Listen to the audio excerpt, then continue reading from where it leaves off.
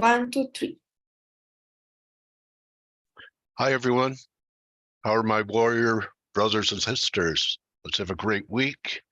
I'm Dale Pinkert at TradeGateHub.com. We're sponsored and powered by TradeView Markets. Last Wednesday, I left you prior to the Fed saying buy dollar weakness. Post-Fed, the dollar did sell off. I was talking about buying it against a 102 level. It was important for it to hold. We had a little bit of a flush under here, but I do believe this is an important turn. Buy any breaks. We should not close back under 102 now, so this was a little false breakdown. While I said that, I said I didn't believe that cable would make a new high, and that was against the daily, the high at 24.5. It did not, and we had a little reversal here there.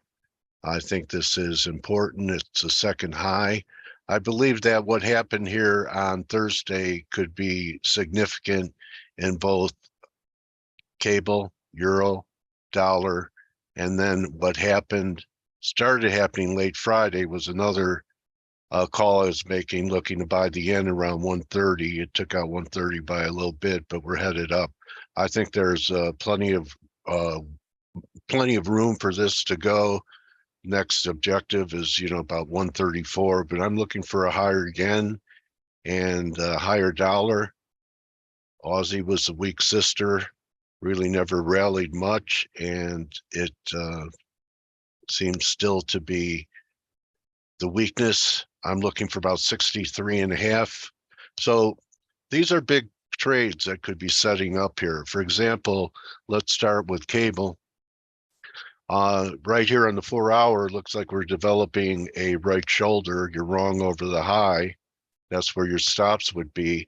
Next time under 22 will be at, this 21 area is going to be important. But if I really get macro with it and stay on the daily, the next time we break down under this 118 level, this was a 600 pip range from here to here.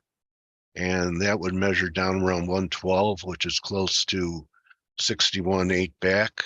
So that's a possibility, maybe even 78.6, but I'll start there. And with the euro, if this is a failing rally that we just had here, and we start taking out the 105 level with a 110 high, that's going to take you near parity, 61.8, 101.13. I'm not sure what's going to bring it on. Maybe it's going to be some problems in Europe rather than the US, because we still have some risk on happening here. But it is my view that this could be a significant high. And then after this break, which is not going to make new lows, we're not going back to 95. But down here, we'd be setting up the third wave, and this is just wave 2, which takes you to the yen, and this could be a 3 or a C coming out of here, which is a money wave, and it should tie in with yields. Yields are up, so one of the correlations with yen is yields. So I was talking about the 10-year diverging last Wednesday when I talked to you. We were, here, and we had one more low, just like the yen. I think 375 is viable on the 10-year. We'll see what happens up there. And also the other fallout effect from a stronger US dollar yen and yields coming back is gold. So here's your line in the sand, gold bulls. It's this line that we tested at 1933. If you want to get an understanding of the line, let me go to a weekly, and you'll see it was a trend line off the high of the move and then the high that we had in 1960.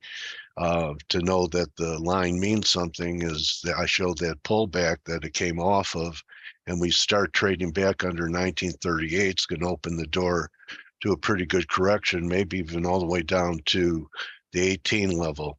Silver is trying to hold on on the daily.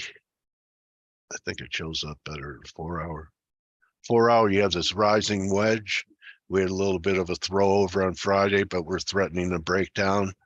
The thing that I got wrong so far is that the gold-silver ratio is still heading down, which favors silver. Silver held up a lot better than gold did when gold began to sell off, and today as well, except now that silver is starting to narrow it. But if we get a rally in the gold-silver ratio, I think it's possible that we could retest recent lows. Conservative target, if I'm bullish on this, could be about 2150, and I think that's about it. Really, the higher conviction calls are, what's happening in the dollar, and probably going to have an opportunity to try this right shoulder on a turnaround Tuesday.